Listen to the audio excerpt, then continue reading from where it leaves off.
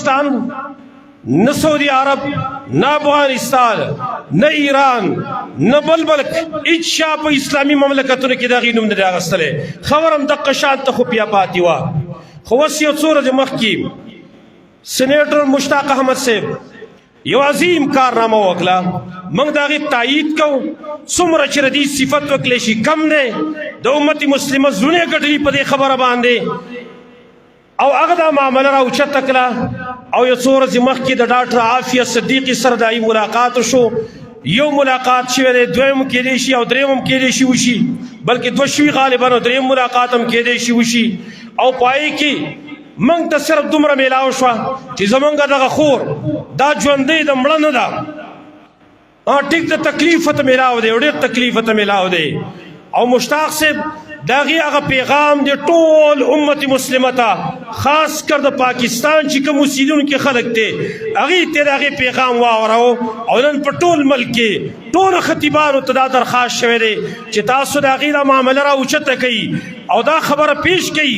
زور ورکوي په حکومت باندې هم په سیاسي خلکو باندې هم بارنو خلکو باندې هم هیومن رایټس انساني حقوق والا باندې هم زور راوړئ چې د هغې دا معامله ولې داسې پټه پاتې وه شل کاله په هغې باندې ظلم ولې وکړلی شو په کوم جرم کې هغه ګرفتاره کړلی شوې وه په کوم جرم هغې ته سزا ورکړلی شوې ده دا معامله راپورته کوي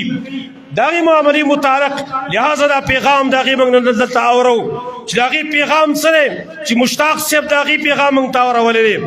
پیغام د هغې دا و اول خو د هغې د غم د ډک داستان یې بیان کړی دی د غم د ډکې خبرې د هغه بیان کړي دي او خبرې هغه دا وي اول نمبر هغې تپوس کړی د خپلو ماشومانو د خپلو بچو تپوس یې کړی بچي ډېر خوږ شی دی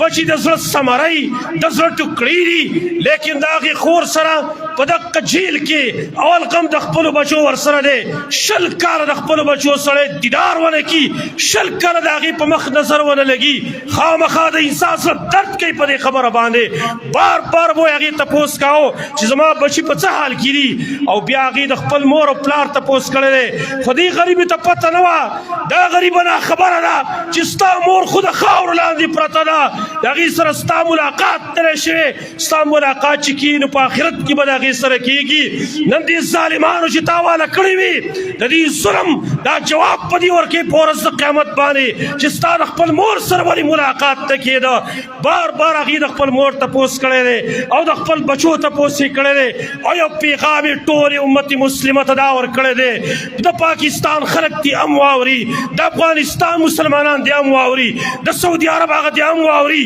د ټول ملت اسلامیه د هغې مملکتونه دې واوري هر مسلمان دې واوري پیغام دا ورکړی دی چې زما ټول مسلمانانو ته درخواست دا دی چې ما د دې جهنم نه در وباسئ زما وروڼو زما خویندو ټولو ته درخواست دا کوم دعاګانې د هغې دپاره کوئ ستاسو په دې خور چې تکلیف وي تاسو دعا نه کوئ د هغې دپاره تاسو اواز ته پورته کوئ د هغې دپاره نو یاد لرئ ګورئ د دې تپوس په الله په ورځ د قیامت باندې کوي الله زموږ نه په ورځ د قیامت د دې د هر تکلیف باره کې به تپوس کوي حدیث صحیح کې راغلی امام طحاوي مشکل الاثار کې نقل کړی دی مخکې امتونو کې د الله نبي فرمایي یو سړی قبر کې کېښودلی شو دې باره کې الله حکم وکړو دله سل کوړۍ سل دورې ورکوي هغه سوال زاري شروع کړه حتی چې یوې کوړۍ ته خبر راورسېدله چې یوه کوړه یو دوره به ته خامخا وهلی کېږي کله چې هغه ګزار په قبر کې ورکول کېږي قبر ته اور لړک کېږي لمبې شروع کېږي کله چې لمبې ختمې شوې دا انسان د ملایکو نه تپوس کوي زما جرم ما ته وښوئ ما کوم ګناه کړې ده هغې ورته وایي تا دوه ګناهونه کړي دي یو دې په ټول عمر کې یو مونځ بې اودسه کړی دی قصدن او دویم دې دا جرم کړی دی چې یو مظلوم و هغه مظلوم مدد ته محتاج و تا د هغه مدد نه دی کړی ځکه تا ته را سزا میلاویږي ټولې په کولاو غوږونو باندې واورئ که چېرته د دې دپاره موږ اواز پورته نه کړو سوشل میډیا باندې پارلیمنټ کې موږ اواز پورته نه کړو هیومن رایټس ته موږ خپل اواز ونه رساو چې هیومن رایټس انساني حقوق والو دا هیومن رایټس صرف د کفارو دپاره دی کنا انسانان مسلمانان هم دي نن چې په هغې باندې کوم ظلمونه کېدل 20 کاله مسلسل ظلمونه او دا ظلمونه چې مخامخ اخونه مات کړي دي ولا دین یو بل مسله ما ذهن ته راځي چې دا ډېره غیرتي ښځه ده ډېر د غیرت ته ډکه ښځه ده ځکه یې خو پې ګزار کړی مخامخ 4 غاښونه ولا مات کړي دي په دې سر یې ولا ګزار کړی دی سر یې ولا زخمي کړی دی یاداشت یې لږ کمزوري شوي دي نن غیرت تاسو هم ځان کې پیدا کوئ ستا خپله خور ده خپل پلار او د مور نه پیدا ده ته نن د مسلمان په جیل کې هغه ونه شي برداشت کولی شپه ورځ هلې ځلې کې منډې تړلې وې چې زما خور د جیل نه راوځي زما غیرت دا نه مني زما پښتو دا نه مني لیکن نن زما اسلامي خور هغه خور چې دا یې په باره کې قرآن هم دا ویلي انما المؤمنون اخوة مؤمنات رونه دي المؤمنون والمؤمنات بعضهم اولیاء بعض مؤمنان سړي او مؤمنې ښځې بعضې دوستان د بعضو دي لہذا هم دقه خور چې د کفارو په دې جیل کې پرته ده دا زما غیرت او ضمیر ولې مړلی دا ولې راپورته کېده د دې باره کې اواز موږ ولې نه پورته کاوه په هر پورم باندې اواز پورته کول پکار و لیکن نن امت مسلمه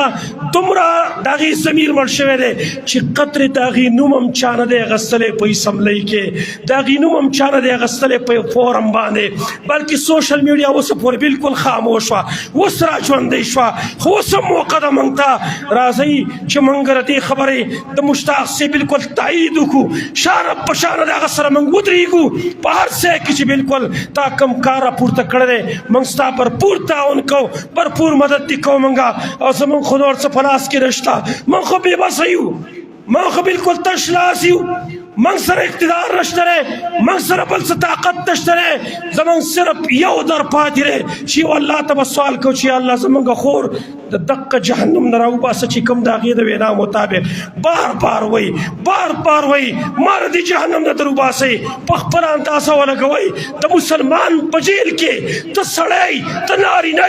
ته 20 کاله تېرولی شي نو د کفارو په جیل کې او د انګریزانو د خنزیرانو د خبیثانو په جیل کې چې هغې مبارک قرآن دا ویلي اولئک کالانعام دا خو زناور دي د زناورو سره 20 کاله به ته څنګه تېر کړې د ستا خور به یې څنګه تېر کړي دغه مسلمان خور زموږ د هر سړي ذمه دا جوړېږي د یې په باره کې اواز چوتلی شي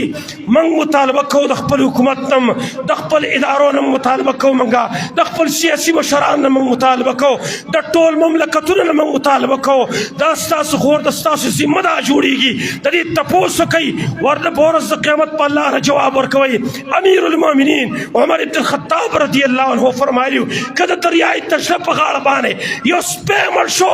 دا عمر نه به الله تپوس کوي دا تپوس په ستاسو هم کېدلی شي که دې تپوس هم ونه کوو باقي دا آواز پورته کوي ټولو مملکتونو ته درخواست سره چې آواز پورته کړي خو نور مملکتونو به آواز ولې پورته کوي دا خو مشهوره خبره ده وایي کوا چست متعی سست نور مملکتونو به آواز پورته کوي چې پاکستان خو آواز پورته کړی وی که نه چې دې آواز پورته کړی وی نو نور مملکتونو به آواز پورته کړی وی دا ټولې ذمهداري ده چې دا آواز پورته کړي خاص کر د سوشل میډیا چې کوم ورکران دي هغې ټولو ته دا درخواست کوو دا خبره مخکې وچلوئ بار وچلوئ پر زور مطالبه وکړئ حکومت وقت ته هم اسمبلو والا نه هم سیاسي مشران نه هم نور د عسکري مشران نه هم چې د دې خور ګورې تپوس وکړئ پر زور مطالبه وکړئ چې کم سے کم مور خو دې تلې